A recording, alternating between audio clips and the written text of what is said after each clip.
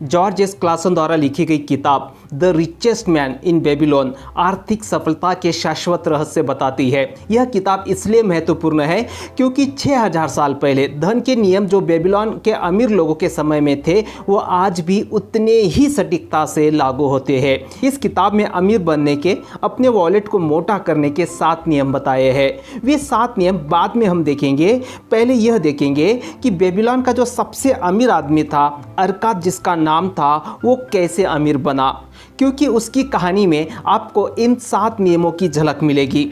Hello दोस्तों, myself Srinivas Marathi, motivational speaker, mindshift trainer और आपका अपना दोस्त। बेबीलोन का जो सबसे अमीर आदमी था अरकाद, उसकी कहानी पहले हम देखेंगे और उसके बाद अपने वॉलेट को किस तरह से मोटा कर सकते हैं, अपनी तिजोरी कभी खाली ना हो इसके लिए हम क्या कर सकते हैं, इसके 7 बहुत ही अद्भुत नियम हम देखेंगे। और इसलिए आपको ये वीडियो अंत तक के जरूर देखना है, एक भी नियम आपको मिस नहीं करना है। दोस्तों, अरकाद के पिताजी बहुत छोटे व्यापारी थे और उनकी बहुत बड़ी फैमिली थी और इसलिए अरकाद को विरासत में कुछ नहीं मिलता है, लेकिन वो ठान लेता है कि मुझे भी अमीर बनना है और उसकी दृढ़ इच्छा शक्ति होती है और इसलिए वो ऐसे व्यक्ति को ढूंढता है जो खुद अमीर हो और उसे वो धन कमाने के नियम बता सके, अमीर बनने के नियम बता सके। और एक दिन उनकी मुलाकात अल्गिमिश नाम का एक साहूकार है जो बहुत अमीर है, उससे होती है। तो अरकाद उनको अमीर बनने के रहस्य बताने के लिए राजी कर लेता है। साहूकार अल्गिमिश अरकाद को बताते हैं कि मैं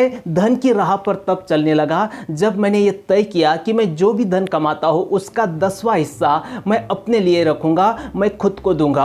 उसी तरह से तुम भी अगर जो भी धन कमा रहे हो उसका 10वां हिस्सा अगर खुद को देते हो, खुद के लिए रखते हो, तो आप अमीरी की राह पर चलने लगोगे। तो अरकाद बड़े आश्चर्य से पूछता है कि जो भी धन मैं कमा रहा हूँ वो पूरा मैं मेरे लिए ही रखता हूँ, क्या ये सच नहीं है? तो वो अल्गिमिश जो साहूकार है वो कहते हैं बिल्कुल भी नहीं। क्या तुम कपड़े सिलाने वाले को पैसे नहीं देते हो, मोची को पैसे नहीं देते हो? भोजन कहां से आता है आपके घर में? क्या आप बिना खर्च के बेबीलोन में जिंदा रह सकते हो? तुम सबको पैसा देते हो, सिवाय अपने आप को पैसा नहीं देते हो। उससे अच्छा तो यह है कि आप गुलाम बन जाओ और मालिक आपको खाने के और पहनने के पैसे दे आपके काम के बदले में। अगर तुम कमाई का 10वां हिस्सा अपने पास रखते हो तो 10 साल में तुम्हारे पास कितनी दौलत जमा हो जाएगी? अरकाद ने तुरंत जवाब दिया, मेरे 1 साल की आमदनी के बराबर। अल्गिमिश बोले, तुम्हारी बात आधी सच है। तुम जो भी स्वर्ण मुद्रा कमाते हो वह तुम्हारी गुलाम बनकर तुम्हारे लिए काम करती है। यह स्वर्ण मुद्रा जितनी भी तांबे के सिक्के कमाती है वे सब इसकी संतानें हैं और वे भी तुम्हारे लिए धन कमा सकते हैं। इसलिए कमाई का 10वां हिस्सा खुद रखो, इससे ज़्यादा भी आप रख सकते हो और बची हुई कमाई से खुद का घर चलाओ। अरकाद ने बिल्कुल ऐसे ही किया। साल भर अपनी कमाई का 10वां हिस्सा खुद के पास रखा और जो धन उसके पास इकट्ठा हुआ वह उसने अजमेर नाम के व्यक्ति को दिया जो ईंट बनाने का काम करता था। मतलब उसका खुद का काम क्या था? ईंट बनाने का। लेकिन उस अजमेर ने अरकाद को बताया था कि मैं दूर देश की यात्रा पे जा रहा हूँ और वहाँ से मैं फिनिशियंस के अनमोल रत्न खरीद कर लाऊंगा जिसे हम यहाँ पे ज़्यादा कीमत में बेचेंगे और जो मुनाफा होगा हमें वह हम आधा आधा बांट लेंगे। लेकिन अजमेर जो था वो ईंट बनाने वाला था और उसे हीरो की कोई फर्क नहीं थी और इसलिए फिनिशियंस के व्यापारी ने उन्हें हीरे जैसे दिखने वाले सस्ते कांच के टुकड़े थमा दिए। इससे क्या हुआ? अरकाद की अपनी साल भर की मेहनत मिट्टी में मिल गई, पूरी तरह से उनकी जमा पूंजी खत्म हो गई। और जब ये बात साहूकार अल्गिमिश को पता चली तो उन्होंने कहा, आप इसलिए डूब गए, आपका पैसा इसलिए वेस्ट हुआ क्योंकि आपने ईंट बनाने वाले को जौहरी का काम सौंपा। अगर आपको हीरे के बारे में जानना है तो जौहरी के पास ही आपको जाना है। अगर आपको भेड़ के बारे में जानना है तो गडरिया के पास ही आपको जाना है। उसी व्यक्ति की सलाह लेनी है और उसी व्यक्ति के ऊपर विश्वास करना है जो उस काम में एक्सपर्ट है। लेकिन साहूकार आगे अरकाद को कहते हैं कि कोई बात नहीं, इससे आपको एक बहुत बड़ी सीख मिली, अब आप ये पूंजी फिर से इकट्ठा कर सकते हो। और फिर से अरकाद ने अपना कमाई का 10वां हिस्सा इकट्ठा करना शुरू किया और 1 साल के बाद जो पैसा उनके पास इकट्ठा हुआ वो उन्होंने ढाल बनाने वाले को कांसा खरीदने में दिया और जिससे उन्हें हर चौथे महीने ब्याज मिलने लगा। मतलब उसके पैसों ने अभी काम करना शुरू कर दिया, उसके लिए धन कमाना शुरू कर दिया। लेकिन वो क्या करता था, जैसे वो ब्याज का पैसा आता था उससे वो ऐशो आराम की ज़िंदगी जीने लगा और शहद शराब खरीदने लगा, अच्छे अच्छे कपड़े खरीदने लगा। जब अल्गिमिश को ये बात पता चली तो वो अरकाद को कहने लगे, अरे आप ये क्या कर रहे हो? आप तो आपके ही कमाई के संतानों को खा रहे हो, फिर आप ये कैसे उम्मीद कर सकते हो कि वो आपके लिए और ज़्यादा धन कमा के लाए? सबसे पहले तो आपको कमाए हुए धन से गुलामों की एक विशाल सेना खड़ी करनी है जो आपके लिए एक ही साथ बहुत सारा धन कमा के ला सके। जब ऐसी विशाल सेना आपके पास तैयार हो जाएगी, उसके बाद आप आराम से ऐशो आराम की चीज़ें खरीद सकते हो। और ये बात अरकात को जचती है और वो कुछ साल तक मेहनत करता है और आहिस्ता आहिस्ता वो संपत्ति वो इकट्ठी करनी शुरू कर देता है जिसकी वो चाहत रखता था। और जब ये बात अल्गिमिश को पता चली, साहूकार को, तो उन्हें समझ में आ गया कि अरकात जो है अभी धन की नियम सीख चुका है, अब वो जिम्मेदारी संभालना सीख चुका है और वो उन्हें अपनी प्रॉपर्टी संभालने का जिम्मा सौंप देते हैं और उसके कुछ साल बाद उसे अपना पार्टनर बना लेते हैं। और इस तरह से अरकात जो है सबसे अमीर बन जाता है। वो इसलिए अमीर बना क्योंकि अमीर बनने की दृढ़ इच्छा शक्ति की उसके अंदर और अमीर बनने के नियम वो अप्लाई करना शुरू कर चुका था। इसी तरह से ये जो नियम है धन कमाने के, ये 7 नियम अभी हम देखेंगे जो कि आपके खाली वॉलेट के इलाज रहेंगे,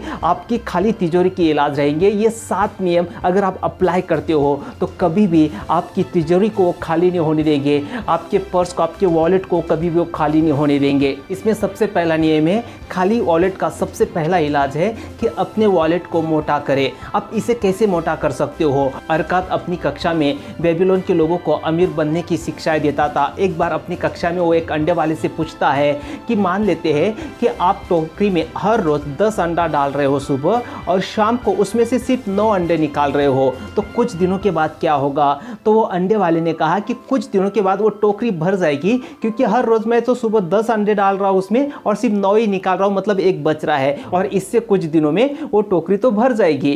तो अरकात ने कहा बिल्कुल सही, इसी तरह से आपको आपके पर्स को मोटा करना है। जब भी आप आपके पर्स में 10 सिक्के डालते हो तो उसमें से सिर्फ 9 सिक्के निकालना है, मतलब 9 सिक्कों में से ही आपको आपके खर्चे चलाने हैं। और जैसे वो एक एक सिक्के इकट्ठे होने लगेंगे तो आपका पर्स अपने आप मोटा हो जाएगा, आपकी तिजोरी अपने आप भरने लगेगी, वो कभी भी खाली नहीं होगी। दूसरा इलाज है दोस्तों, और वो है अपने खर्चे को नियंत्रित करें। दोस्तों हमारी इच्छाएं असीमित होती है और वो हमारे आमदनी के अनुपात में बढ़ती ही जाती है। जब हमारी आमदनी बढ़ती है तो हमारी इच्छाएं बढ़ती है और हमारे खर्चे भी बढ़ते हैं, लेकिन पूरी होने वाली इच्छाएं हमेशा सीमित होती है। तो आपको क्या करना है, आपकी जो भी पूरी होने वाली इच्छाएं होती है उनको एक कागज़ पे लिखना है और सिर्फ उसी के ऊपर आपको खर्च करना है। बाकी इच्छाओं के बारे में सोचना भी नहीं है और आपने जो 10वां हिस्सा बचा के रखा है उसे बिल्कुल भी नहीं छूना है। तीसरा इलाज है अपने धन को कई गुना बढ़ाओ। दोस्तों जो हम 10वां हिस्सा निकाल कर रख रहे हैं उससे हम अमीर नहीं बनते हैं, वो तो जस्ट एक शुरुआत है अमीर बनने के लिए। आपको क्या करना है, उससे बाद में इन्वेस्ट करना है, निवेश करना है उसका, उसी से वो मल्टीप्लाई होता है। आपका जो भी धन आपने इकट्ठा किया है उसे आपको काम पे लगाना है क्योंकि वो ज़्यादा से ज़्यादा धन आपके लिए कमा के ला सके। चौथा इलाज है अपनी पूंजी की रक्षा करें। दोस्तों जिस व्यक्ति के पास धन इकट्ठा हो जाता है उसके सामने बहुत सारे प्रलोभन आते हैं और उसके आसपास के लोग ही ऐसी ऐसी योजनाएं लेकर उसके पास आते हैं जिससे उसे लगता है कि वो रातों रात अमीर बन जाएगा और बहुत आसानी से अमीर बन जाएगा। और लोभी व्यक्ति यहीं पे गलती कर देता है। आपको हमेशा ऐसे प्रलोभन से बचना है और ऐसे जगह पर ही आपको इन्वेस्ट करने हैं जहाँ पे आपको पूरी तरह से तसल्ली हो कि आपकी निवेश की गई राशि सही सलामत वापस आ जाएगी, जिस तरह से साहूकार करते हैं। अगर आपको इसका अनुभव नहीं है कि कहां पे आपको निवेश करना है तो धन प्रबंधन से संबंधित जो अनुभवी लोग होते हैं उनकी सलाह आप ले सकते हैं, लेकिन बहुत सोच समझकर ही आपको इन्वेस्टमेंट करनी है। नेक्स्ट, अपने घर को लाभकारी निवेश बनाए। दोस्तों हर इंसान इसलिए मेहनत करता है, पैसा इकट्ठा करता है ताकि वो और उसका परिवार सुकून से रह सके, लेकिन ये सुकून तभी मिलता है जब हमारा खुद का घर हो और जितना जल्दी हो सके उतने जल्दी आपको आपके घर का स्वामी बनना है जिससे आपका परिवार और आप बहुत ही सुकून से रह सके। नेक्स्ट इलाज है भावी आमदनी सुनिश्चित करें। दोस्तों जब हम बूढ़े हो जाते हैं और कमाने के लायक नहीं रहते हैं तब हमारा खाली वॉलेट, हमारी खाली तिजोरी हमें बहुत तकलीफ देती है और इसलिए समय पर ही आपको सोच समझकर ज़मीन खरीद लेनी है, घर खरीद लेना है, शेयर में आप इन्वेस्ट कर सकते हो ताकि जब आप कमाने लायक ना हो तब आप उन्हें बेच सके और फिर से अपनी तिजोरी को भरी हुई रख सके। और लास्ट नियम है दोस्तों धन कमाने का, और वो है अपनी आमदनी की क्षमता बढ़ाए। अरकात कहता है कि कोई भी व्यक्ति प्रबल और निश्चित इच्छा शक्ति से अमीर बन सकता है। अगर शुरू में आप 5 स्वर्ण मुद्राएं कमाने की इच्छा रखते हो तो उसे आप पूरी करते हो, क्योंकि वो आसान थी और निश्चित थी। उसके बाद अगर आपने 5 स्वर्ण मुद्राएं कमा ली, इसके काबिलियत आपके अंदर आ गई, तो आगे आप 10 स्वर्ण मुद्राएं कमा सकते हैं। और उसी नियम का इस्तेमाल करके जैसे जैसे आपकी काबिलियत बढ़ती जाती है, बाद में आप 100 स्वर्ण मुद्राएं कमाने लगते हो और आहिस्ता आहिस्ता आप अमीर बनने की दिशा में चलने लगते हो। हमेशा आपकी इच्छा शक्ति प्रबल होनी चाहिए और निश्चित होना चाहिए आपको कि कितना कमाना है मुझे। शुरुआत आसानी से करें, छोटे से करें, और आहिस्ता आहिस्ता जैसे आपकी काबिलियत बढ़ती जाती है वैसे वैसे आपकी आमदनी की क्षमता को आपको बढ़ाना है, और इस तरह से बहुत ही सिस्टमैटिक वे से आप अमीर बनते हैं। दोस्तों, जब आप एक किताब पढ़ते हो तो अमीर बनने की जबरदस्त इच्छा शक्ति आपके अंदर जागृत हो जाती है और एक आत्मविश्वास आ जाता है कि यस, मैं सही तरीके से अमीर बन सकता हूँ। इसमें बहुत सारी अलग अलग कहानियां भी बताई है जो कि बहुत इंटरेस्टिंग है, लेकिन अभी जो 7 नियम हमने देखे वो सारी कहानियां ये 7 नियमों के इर्द गिर्द ही घूमती है। एक बार आपको जरूर ये किताब पढ़नी है, ये सचमुच बहुत अद्भुत किताब है। अगर आपको एक किताब खरीदनी है तो उसकी लिंक मैं आपको डिस्क्रिप्शन में दे दूंगा, आप वहां से भी खरीद सकते हो। तो मिलते हैं दोस्तों फिर से अगले वीडियो में एक बहुत पावरफुल टॉपिक के साथ। तब तक के लिए thank you, bye bye, take care, शुक्रिया।